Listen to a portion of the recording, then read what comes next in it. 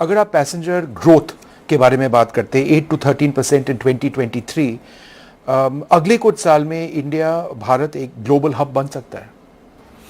देखिए विष्णु, हमारे देश में मैं मानता हूं कि नागर विमानन क्षेत्र एक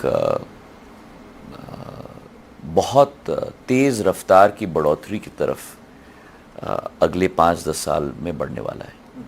हमारी यात्रियों की संख्या अभूतपूर्व तरीके से आज बढ़ रही है।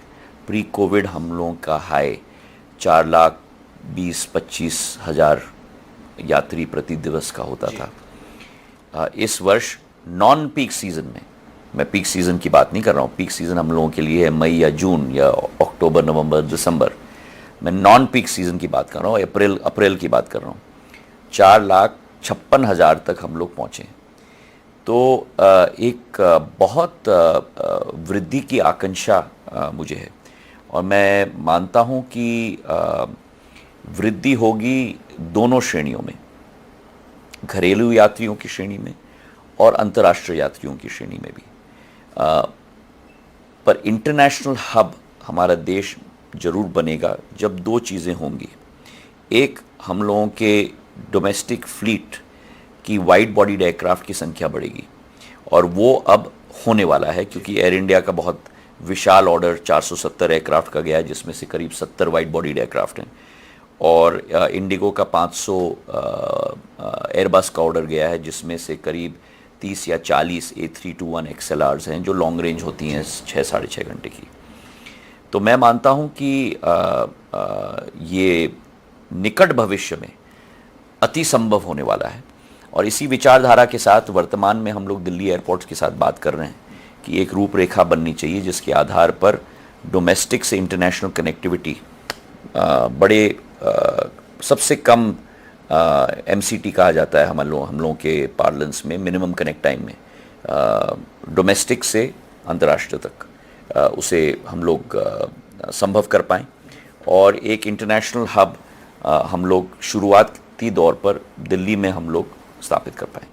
और आप मुझे बता रहे थे कि कुछ ही महीनों के अंदर इंदिरा गांधी इंटरनेशनल एयरपोर्ट दुनिया का दूसरा नंबर में आएगा इन टर्म्स ऑफ साइज, क्षमता पे, और शायद कुछ महीनों बाद नंबर 1 हम लोग वर्तमान में 70 मिलियन की हमारी थ्रूपुट कैपेसिटी है, मैक्सिमम थ्रूपुट कैपेसिटी दिल्ली के एयरपोर्ट पे, और इस साल के अंत तक या अगले साल के जनवरी-फरवरी तक उस कैपेसिटी को 109 मिलियन तक, मतलब करीब 11 करोड़ तक बढ़ाया जाएगा, जो अंतर्राष्ट्रीय जगत में टॉप 3 एयरपोर्ट्स की श्रेणी में आता है।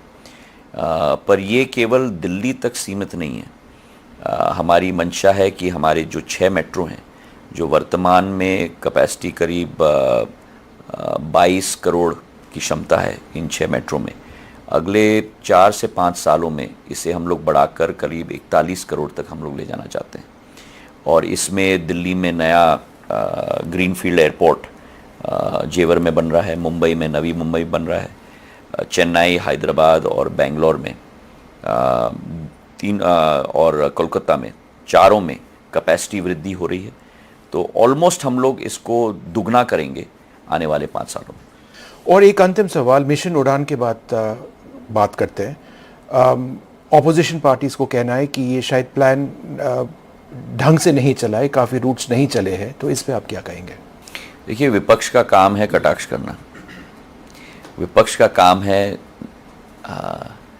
संकीर्ण विचारधारा या नकारात्मक दृष्टिकोण से इमारत बनाना नहीं, लेकिन इमारत तोड़ के नींव को भी तोड़ना।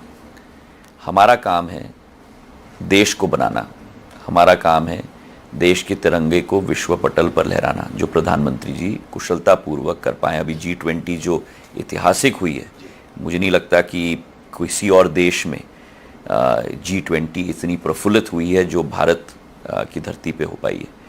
और यही मैं कहूँगा उड़ान के बारे में। 495 रूट्स आज प्रचलित हैं। करीब 1 करोड़ 31 लाख यात्रियों को हमने नागर विमानन से यात्रा करवाया है, जो कभी भी कल्पना नहीं कर सकते थे अपनी ज़िंदगी में। करीब 2,35,000 फ्लाइट्स उड़ी हैं उड़ान के द्वारा। और सबसे महत्वपूर्ण बात, 4 रीजनल एयरलाइंस का जन्म हुआ है। जी। Star Air, India one Air, Fly Big और फ्लाई 91, जो कभी इस देश में कोई कल्पना नहीं कर सकता था।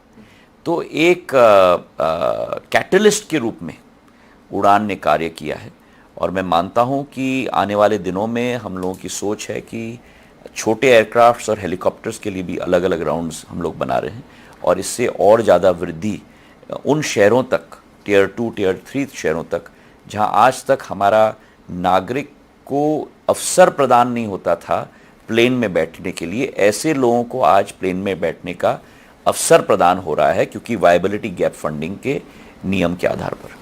ज्योतिरादित्य जी, बहुत बहुत धन्यवाद। आपका बहुत धन्यवाद विष्णु, थैंक यू।